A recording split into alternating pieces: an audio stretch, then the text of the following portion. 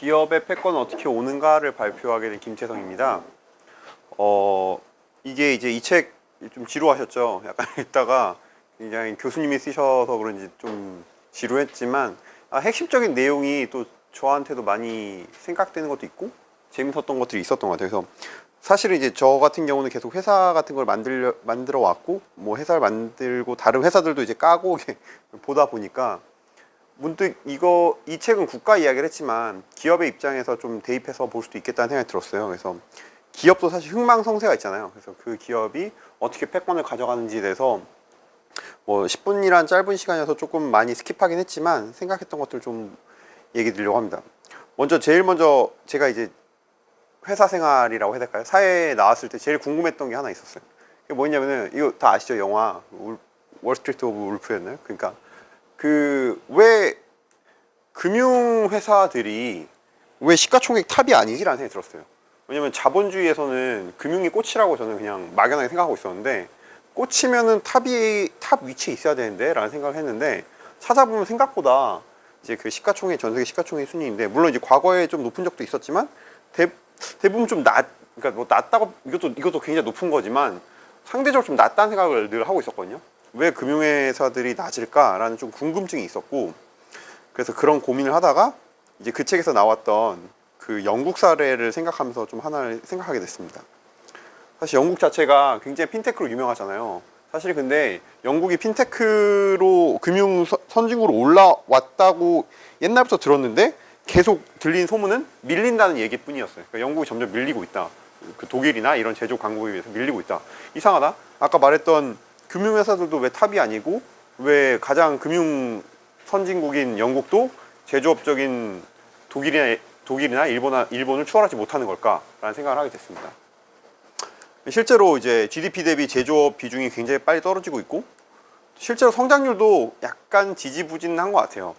실제로 그래서 그 영국의 산업장관, 물론 산업장관이니까 이런 얘기 했겠지만 영국의 미래를 위해서는 금융공학 대신에 진짜 공학이 필요하다. 우리가 아무것도 만들 수 없는 국가가 되어버렸다라는 그런 약간 자조석의 비판을 하는데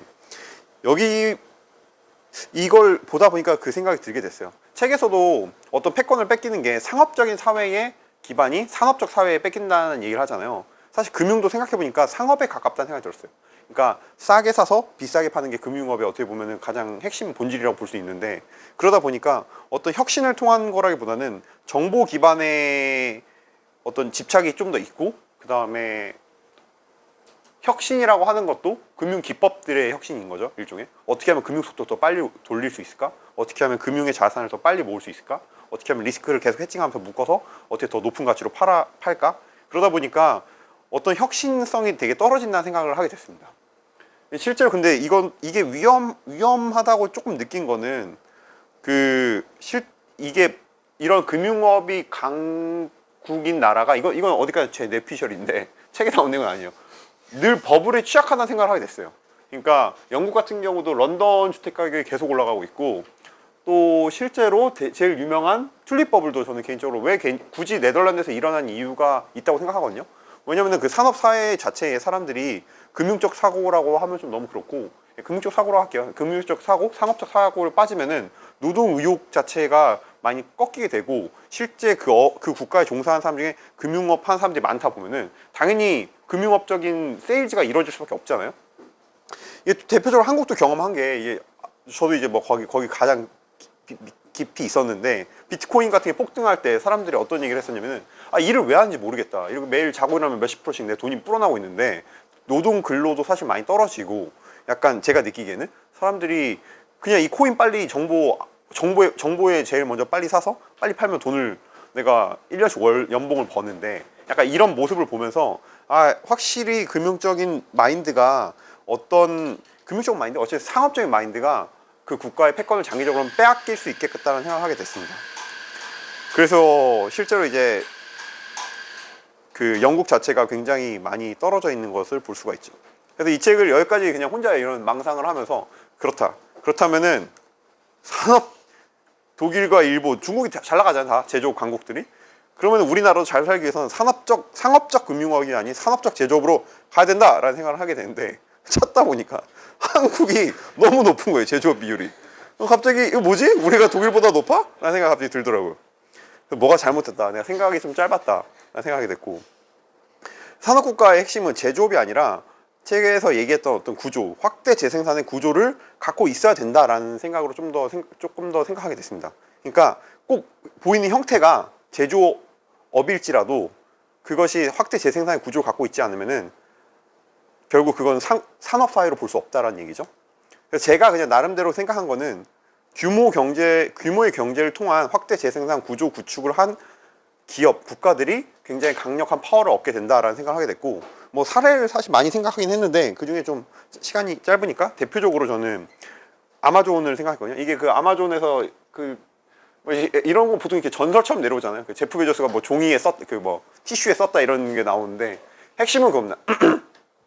트래픽이 많아지면은 셀러들이 많아지고, 이제 그러면 경쟁을 하게 되면은 그 코스트 구조가 굉장히 싸게 되고, 그러면 고객들이 많아지고, 그러니까 고객들이 많아지니까 다시 또 그 셀러들이 모이고, 이런 선순환 구조를 그릴 것이다라는 그런 골든 서클 이야기인데, 실제로 이거를 실행하는 것 자체의 구조를 보면은 아마존 자체, 제가 아마존을 좀 좋아해서 많이 보긴 했지만 아마존 자체는 계속 혁신성을 추구하거든요. 그러니까 사실은 이런 혁신성을 추구하는 데가 월마트도 있고 다 그래요. 근데 어느 정도 규모가 나오면은 혁신성을 그 박스 안에 갇혀서 생각하는 것 같아요. 내가 지금 있는 곳에서, 예를 들어서 뭐 월마트 같은 경우는 어떻게 하면 더 지점을 많이 늘릴까, 어떻게 하면 지점 간에 그걸 줄일까, 이런 생각을 하는데, 아마존은 애초에 사고가 좀 다른 거죠. 어떻게 하면은 지금 있는 구조에서 뛰어넘는 구조의 혁신성을 가져올까라는 걸 통해서 굉장히 많이 고민을 하고, 뭐 이거 나중에 이거 이제 제가 제일 인상적인 게 뭐 풀필먼트 시스템인데, 실제로 이제 그런 네트워크를 구축해서 그 어떻게 하면 더 효율성을 높일까에 대한 거를 생각하는 거죠. 사실 이건 이제 거점만 얘기했는데, 뭐 좀 더 얘기하면 뭐 기계 같은 거를 써서 어떻게 하면 효율성을 높일까. 그러니까 사실은 그러니까 이거 운반하는 걸 위해서 그 로봇 아시는 분도 계실 텐데, 동그란 거 이렇게 돌아가면서 하는 것도 있고, 또 모든 것에서 혁신성을 깨려고 노력하는 모습이 결국 확대 재생산의 구조를 만들어낸다. 사실 이것뿐만 아니라 AWS인 시스템 장비 쪽에서도 동일하게 일어난 것 같아요.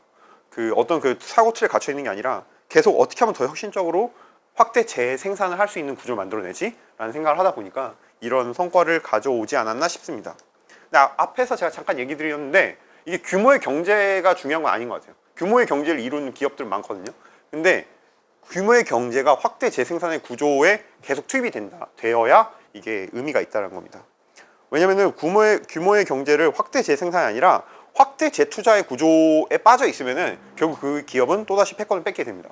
대표적으로 저는 GM을 생각했는데, GM도 사실 이미 규모의 경제를 갖춘 기업이에요. 근데 이 GM이 망하게 됐던 거에 대해서 굉장히 많은 그 분석들이 있지만, 기본적으로 마지막쯤 되면은 그때 당시 GM의 별명이 자동차를 만드는 은행이라고 했었대요. 왜냐면은 일본 기업들이 굉장히 기술 혁신을 치고 올라옴에도 불구하고 이미 자기들이 네트워크사도 있고 GM에 대한 브랜드도 있으니까 금융업에 빠져 있었다고 하더라고요. 그러니까 그 오토 캐피탈이죠, 일종의. 그 캐피탈 해서 내가 이거 물론 조금 더 노력해서 차를 좀 더 연비도 개선하고 상품도 개선할 수 있겠지만, 그것보다 캐피탈 좀 돌려서 좀 더 그 서프라임인 사람들한테 빌려줘서 대출금리 좀 더 땡기고 이거 묶어서 채권으로 팔고 이러면 돈이 사실 당장은 바로 보이거든요, 눈에. 그러다 보니까 그때 당시 릭 웨고너라는 사람이 이거 직전 대표였다고 하던데, 실제로 선할부 금융사업을 흑자하고 이 돈으로 이제 자동차 산업을 균형적으로 성장시키자라는 그런 기조였다고 합니다.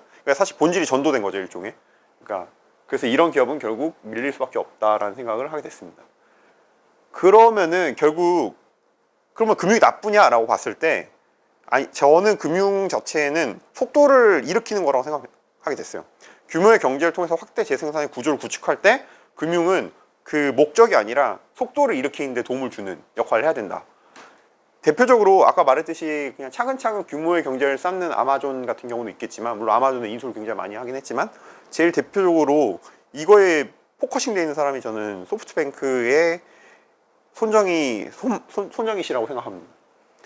이게 이제 엄청나게 인수를 많이 하고 있는데, 인수하다가, 이것도 웃기긴 하네, 인수하다가 내 돈이 모자리니까 펀드까지 만들어서 계속 인수를 하고 있잖아요. 그 속도가 너무 거기에 약간 집착하는 사람이어서. 그래서 결국 이걸 통해서 뭘 하려고 하냐라고 하면은, 이건 저의 그냥 이것도 제 뇌피셜인데, 규모의 경제를 보면 구축하려고 하는 것 같아요. 우버나 이런 거 다 인수하고 있는 걸 보면은 결국 네트워크를 규모의 경제를 구축하고 두 번째로 잠시만요.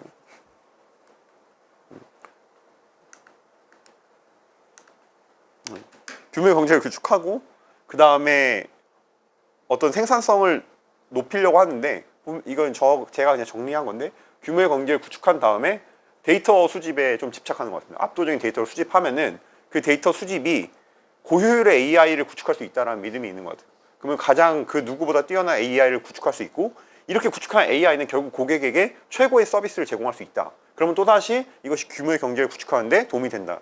사실 굉장히 강력한 해자를 만드는 거죠. 어떤 기업에 있어서. 그래서 이거에 집착하는 것 같고